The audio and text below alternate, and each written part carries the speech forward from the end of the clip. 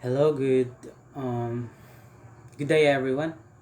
In this video, I am gonna be discussing to you the Unit 4, which is the ICT in various content areas. By the way, I am John Lloyd Cobardo Rico, a BS Ed major in mathematics, an intern student. And in this video, I am gonna be showing to you the subtopic and the content lies within this um, ICT. let's um let's tackle about this 21st century literacy skills. In the 21st century literacy skills, you need to be literate in digital, which is the digital literacy plays a vital role in defining a child's ability to succeed both in school and throughout their lives. This is an inherent aspect of 21st century education, which is the spine of our world academy. Okay, and the digital literacy have parts. We have here um, we have here the um, media literacy and information literacy, ICT literacy also. The media literacy is um, enables the populace to understand and contributes to public discourse and eventually make sound decision when electing their leaders. People who are media literate can adopt a critical stance when decoding media messages, no matter their views regarding a position. The information literacy is the ability to find, evaluate, organize, use, and communicate information in all its various formats, most notably in situations requiring decision making, problem solving, or the acquisition of knowledge. ICT literacy is the ability to access, manage, integrate, evaluate, and create information using digital technology, communication tools, and or network in order to function in knowledge society. As a result, ICT can be thought of as a collection of activities and technologies that combine IT and telecommunication. Um, Big concept. So what is the importance of being literate digitally? Yes, it is important to be literate in this 21st century because in order for us to adapt things, which makes us easier to understand what is really the technology is, or what is really the function of technology in education or in our daily lives. Our next topic here is the instructional design model. In here we have Gaines 9 events, Bloom's revised taxonomy, ADDIE, Merrill's principle of instruction. And by the way, I'm just introducing this to you, which is this instructional design is very helpful. If you're going to practice this one, it helps you to strengthen and it helps you also to design models in your instruction during your intern or your teaching profession someday. Um, I'm just going to introduce this to you. If you have something to ask or to tell, you can do research. You can do research about this one. Gaines 9 events is this one. It is presented by Robert Gaines in 1965 that are linked to and address the mental circumstances that affects learning. Each of the 9 instructional events is featured here along with sample approach for implementing the events in your own training to provide interesting and relevant training Combine Gaines 9 events with Bloom's taxonomy. And these are the steps below of Gaines, Briggs, and Wager's work in 1992.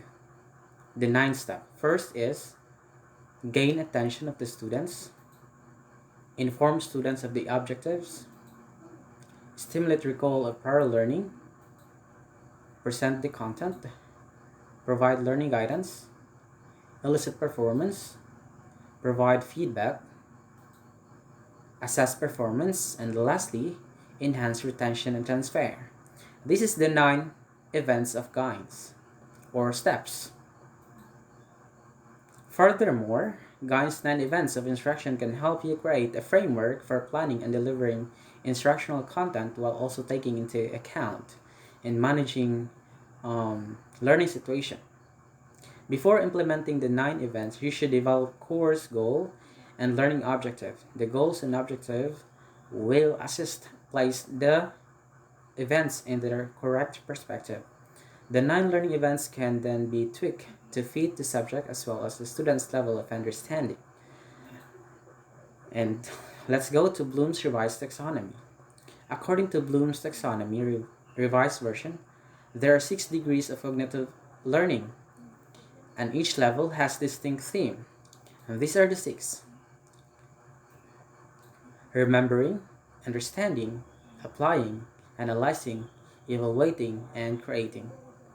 Again, it is remembering, understanding, applying, analyzing, evaluating, and creating.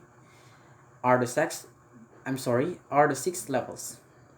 Since specific verbs are particularly suited to each level and not appropriate to other levels, using Bloom's revised taxonomy in assessment might be beneficial in generating learning outcomes, though verbs are useful at multiple levels.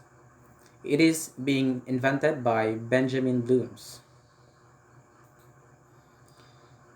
Let's proceed to ADDIE model, which is generic technique that instructional designer and training developers have historically employed. And these are the 5 phases: analysis, design, development, implementation, and evaluation. These phases represents a dynamic and adaptable framework for developing successful training and performance support system. While ADDIE model is likely the most widely used, it has a number of flaws that have resulted in a number of spins off or variant. Merrill's principle of instruction. This one. M. Merrill created Merrill's principle of instruction. David Merrill is a well-known educator and educational researcher. The name David Merrill is the one who created the Merrill's principle of instruction. Task-based learning is based on the 5 fundamental principles. And we have this one. He claims that problem solving is at the heart of truly effective learning experiences. Next, to completely absorb the material and apply it in real world, online learners must actively engage in the e-learning course. Activation,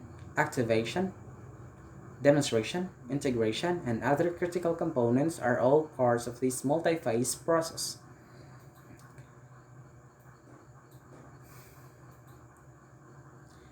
Merrill's principle of instruction, the definitive guide. The 5 tips on how to use Merrill's principle of instruction in your e-learning course. So this instruction is suited for online class learning, online class teaching also. First is to demonstrate, apply, activate, integrate, engage. Yes, timely e-learning feedback is a critical component that should be never overlooked. Online students should be able to identify areas of growth so that they can solve problems more successfully in real-world situations. As a result, online teachers and facilitators must give positive feedback and point out abilities or knowledge that need more attention, as well as suggest extra online training materials to help them learn more.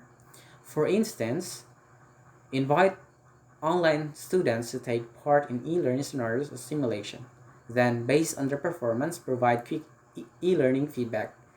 This intervention helps them enhance their performance behaviors so they don't make the same mistakes again. There are there are some similarities between Merrill's principle of instruction and other problem-based techniques, but there's a fundamental distinction. More demonstration and supports are included in Merrill's principle of instruction in order to gradually increase knowledge and experience. Online learners, for example, can get the guidance and feedback they need until they hone their skills and broaden their knowledge. I'm sorry, their knowledge base enough. It's worth noting that the term trouble might mean different things depending on who you ask. According to Merrill's, it comprises a wide range of activities and uses. However, rather than specific stages or ideas connected to the problem, it must be a full endeavor that includes the whole picture. Furthermore, in order to be truly relevant and effective to work must be centered on a real world difficulty or circumstance. A big picture. Yeah, I don't know. Um, Maybe a picture is worth thousands of words. Why? By just looking at the eye of this robot, I know that this robot have no mind, but it is programmable. It is being programmed as how it really work, and I know that this robot is really master of the things that being programmed by the human being, and I know that this robot also wanted to say something about us or of us. But what do you think this robot think of us if they have a mind? What do you think of it? Okay, let's proceed. C. Technology enhanced teaching lesson exemplar. This is the third topic of the Unit 4. Technology enhanced teaching lesson exemplar. By the way, why technology enhanced teaching? Let's proceed. Here are the 20 digital skills every 21st century teacher should have.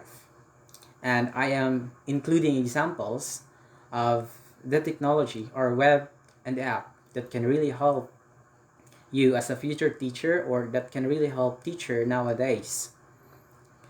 First, digital skills is create and edit digital audio. So, you're going to create and edit digital audio. The example of this is the Kaizena. Kaizena is a great application that allows you to add audio comments to content of your Google documents. This could be a way to deliver feedback to your students.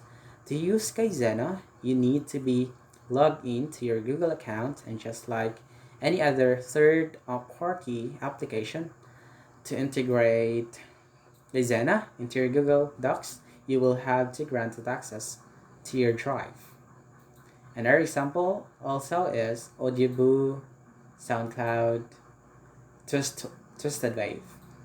Next, number 2 is the use of social bookmarking to share resources with and between learners. And one example of this is the Digo.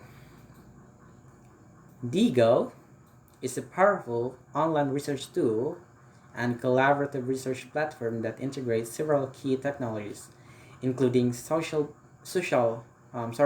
including social bookmarking, web annotation, tagging, and group-based collaboration to enable a whole new process of online knowledge management and participatory learning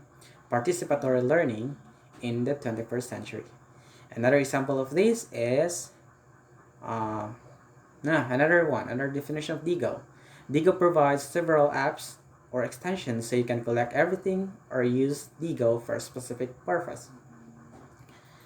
And another example of this is this Live Binder, Scoopit, Pinterest, and Edu Clipper. Then let's proceed to number 3. Use blogs and wikis to create online platform for students. The example of this is Blogger. Blogger is a free Google service which provides user with a simple and easy to use blogging interface. Users can choose from a wide variety of templates with just drag and drop functionality. One can set up and run the blog in few clicks. Another example of this is WordPress, KidBlog, EduBlog, and the rest. The next is exploit digital images for classroom use. I have here example, PicMonkey.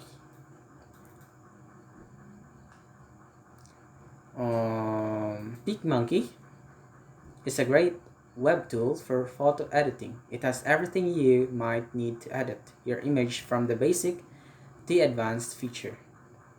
PicMonkey is a good option for adding text to your image. Another example aside from PicMonkey is BeFunky.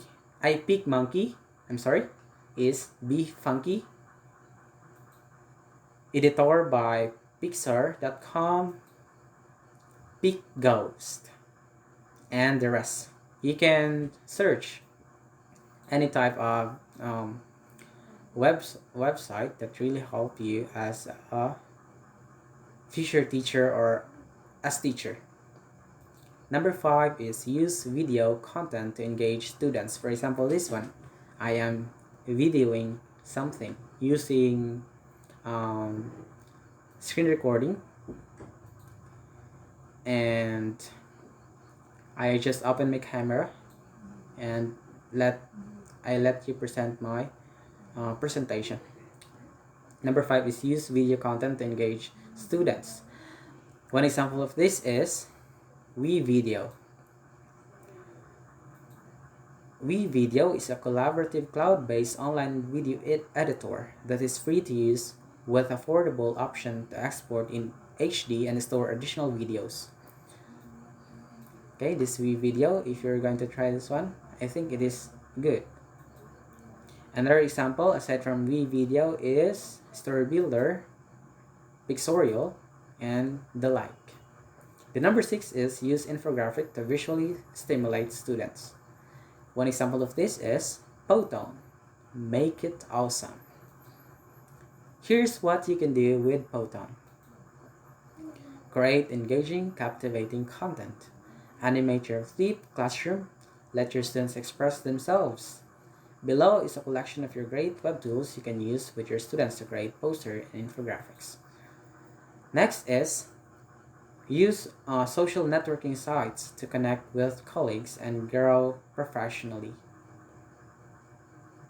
An example of this is Education World.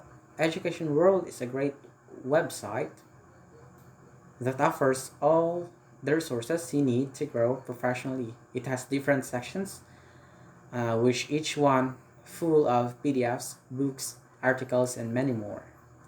Another example aside from EduWorld is Classroom 2.0, Discover Education, Google Reader, Twitter, Yahoo Answer, Edweek, and EPD. The next is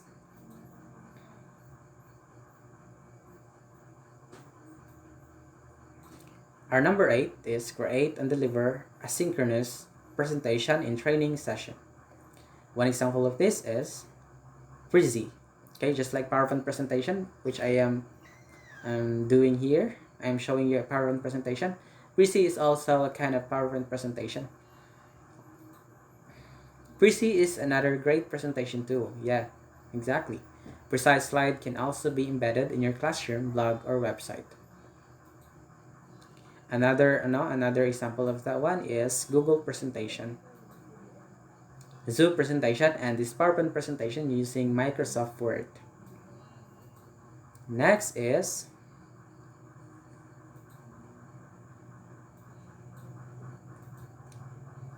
this one, number 9, compile a digital e-portfolio for their own development. One example of this is PathBright. PathBright is a wonderful platform that allows users to create academic digital portfolios using different media. PathBright offers different templates for users to choose from, and each portfolio can include things like Google Docs, Letters, YouTube, and Vimeo video, transcript, popular social media website, live Facebook, LinkedIn. Each portfolio created by Pathbright can be shared via email or social media. Another example aside from Pathbright is Google Site, Silk, Webly, Dropper. Our number 10 is creating screen capture videos and tutorial. One example of this is this Touch Smith Snagit. Snagit is a screenshot program that captures video display and audio output, helps to customize an image capture, and share it directly to provide programs and application. Initiate a capture from the capture window, which contains 3 tabs: image, video, and all in one.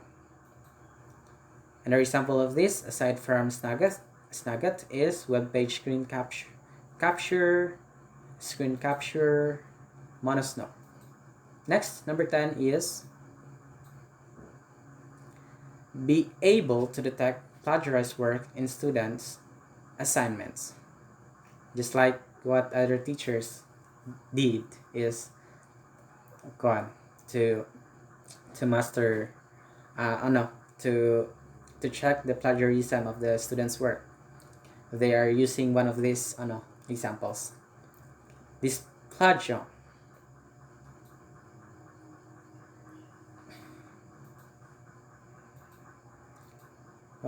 Plagium is a cool plagiarism detection tool. Just paste in the original portion of text. Should it be more than 250 characters and hit search.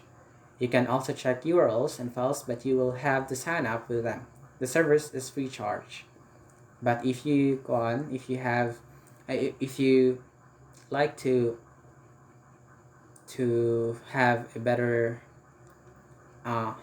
application of that, is you need to pay for them. The another example aside from plagiarism is Turnitin, Dupli Checker, Authenticate, Plagiarism Checker.com. Okay, using this one you can check the plagiarism percentage of your student, and you can either give them high score or low score for their works if you found out that they are plagiarizing something. Number 11 is curate web content for classroom learning. Example of this is a Scoopit. Scoopit, advanced content engine monitors global sources to find and curate relevant third-party content. This is a typographical error.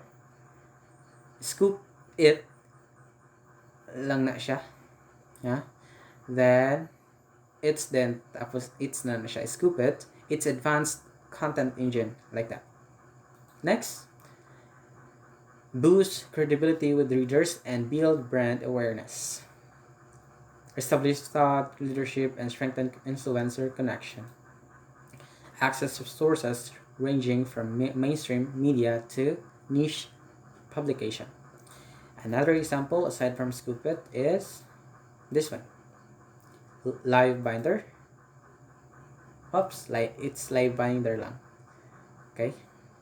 Number 13 is use and provide students with task management tools to organize their work and plan their learning. Checker Plus. This one, my calendar. 100 times more powerful than regular calendar extension and with desktop and voice notification. Supports Google Tasks, support push notification. Just log in your Google account and make a third party account of that one. For example, another is Chromilk, stay focused, things to do, and etc. And the like. Google Calendar Checker, incredible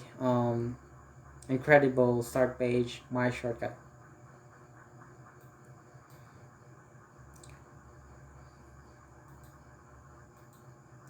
Next is number 14. Use polling software to create a real-time survey in class.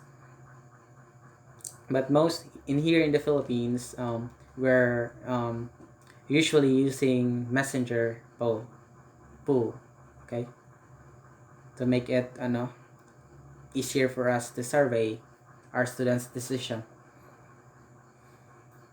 But here is one example of that. The Answer Garden is one of the best tooling though. Answer Garden is an easy to use online feedback app that can be used to elicit brief answers from the respondents. It adopts a minimalist design that allows user to create, share, answer, and manage topic questions without signing up for accounts. It has the potential to be used to accomplish a wide range of education tasks, such as brainstorming, polling, synchronous and asynchronous communication, and formative assessment. This synchronous and asynchronous assessment or learning is I will be explaining it to you later. Okay. Free and easy pool survey tools for teacher is one of the example of that one aside from Answer Garden. And the Messenger also can be a help. Messenger. Number 15. Understanding issues related to copyright and fair use of online materials. One example of this is Pix Learning, pix4learning.com. This is it. Pix4Learning is a curated image library that is safe and free for education. Teachers and students can use the copyright-friendly photos and illustration for classroom projects, websites, videos, portfolios, or any other project in an educational setting. Number 16 is use digital assessment tools to create quizzes. For example, this quizslide.com. This is the logo of that one, of that Quizslides. Quizslides is an innovative cloud-based quiz platform that enables easy creation of online quizzes for PowerPoint slides. Another example of this, aside from Quizslide, is the equizshow.com. You can try that one. Anyway, you can still learn this one. I am just introducing this to you, but you can still learn this one if you wanted to. The number 17, find and evaluate authentic web-based content. Example of this is a great rubric for evaluating content. You maybe make a rubric, or you can find something else on the Google search for rubrics. One example of this is this one. Well, a rubric is an assessment tool that clearly indicates achievements criteria across all the components of any kinds of students' work, from written to oral visual. It can be used for marking assignment, class participation, or overall grades. Number 18. Number 18. The use digital tools for time management purposes. This is the most important gadget for students and also for us teacher or for us future teacher. One example is this is the Pomodoro timer.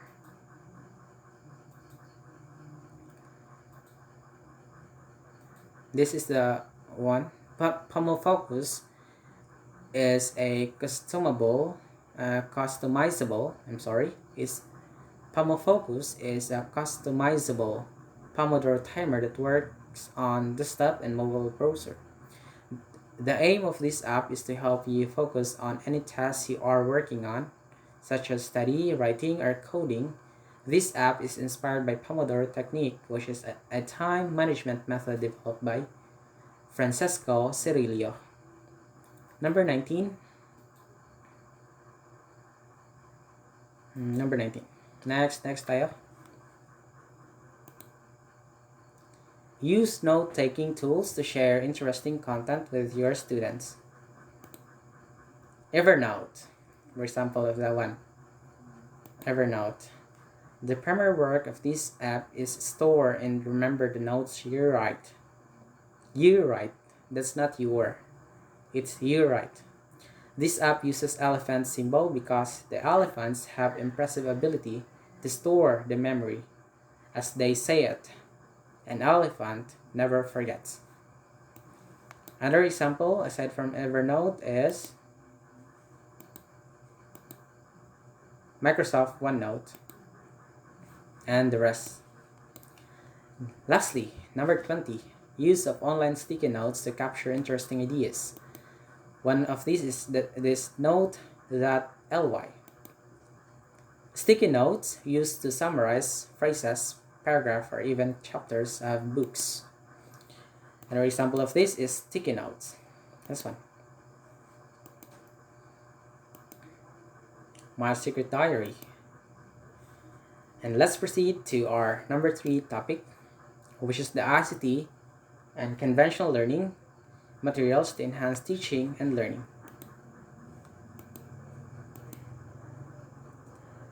First is this digital learning resources, conventional learning resources. So we're going to differentiate that two, the conventional learning resources and the digital learning resources. First is we're going to define the digital learning resources. The term digital learning resources is used here to refer to materials included in the context of a course that supports the learner's achievement of the described learning goals.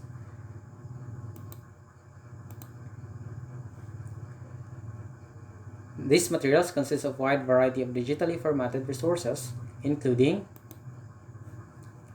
Google Docs, SurveyMonkey, graphics images or photos, audio and video, simulation, animation, prepared or programmed learning modules, and others. Just research something. Conventional learning resources. While conventional learning resources is the term will be used in this study to refer to the teaching using chalk and board for teacher, pen and paper for students. Rather, the teacher uses other methods such as demonstration using lecture method, question answer method, among others. Mostly, ginagamit natin to nung wala pang pandemic. Example of this conventional learning resources is the blackboard or the whiteboard that we are usually using in the classroom. Next is this one. Realia refers to using real object into the classroom, as it makes learning experience more memorable for the learners. Further, classroom management can be trickier if you bring in real object as excitement level trends to rise. So it is important also for the students to see object as what you are as what you wanted to present to them. Next is Walls chart. flashcard, the textbook that we are using. This is the conventional learning resource. And now, and mostly now in this pandemic, we are using digital learning resource. Okay? And let's proceed to the next topic, the distance learning. We have two types of distance learning, of online distance learning, the asynchronous and synchronous. What am I doing here is a synchronous type. Okay?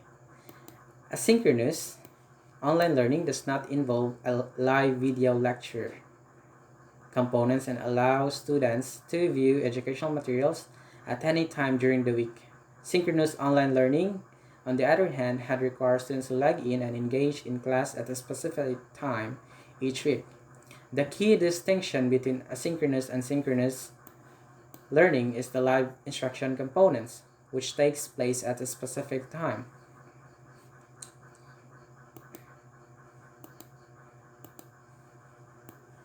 Now, the differences of this one is this one.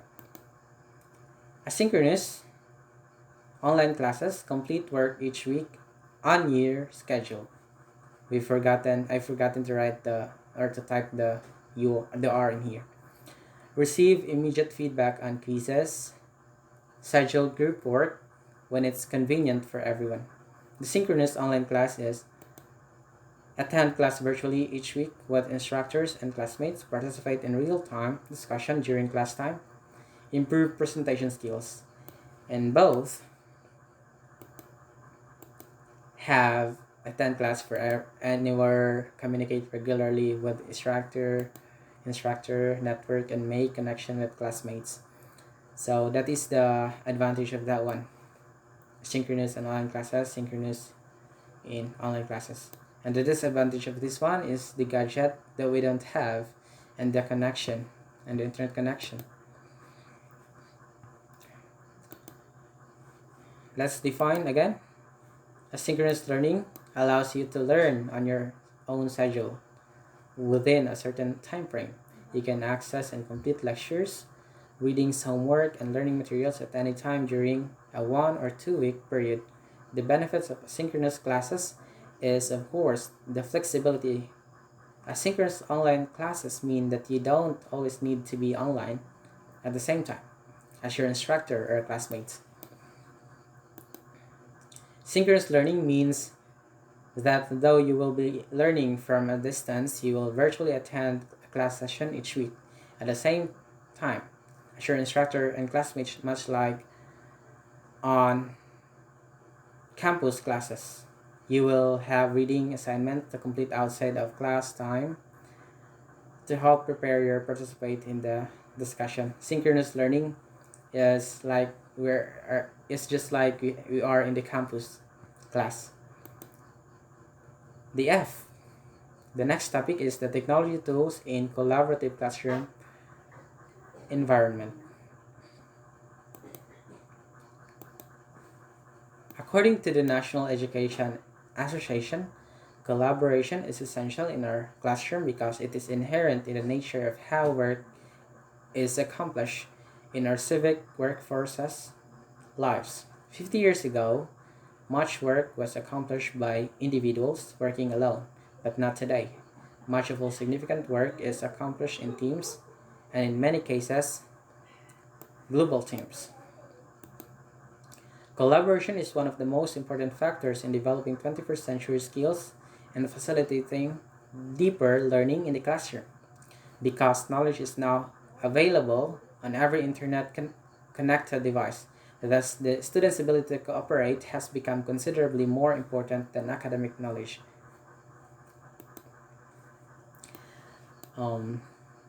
The following are some of the best tech tools for facilitating collaboration and fueling innovation in the classroom.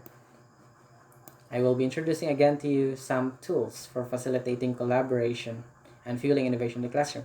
Thus, collaborative learning is the same effectiveness to the the conventional way of learning or learning before.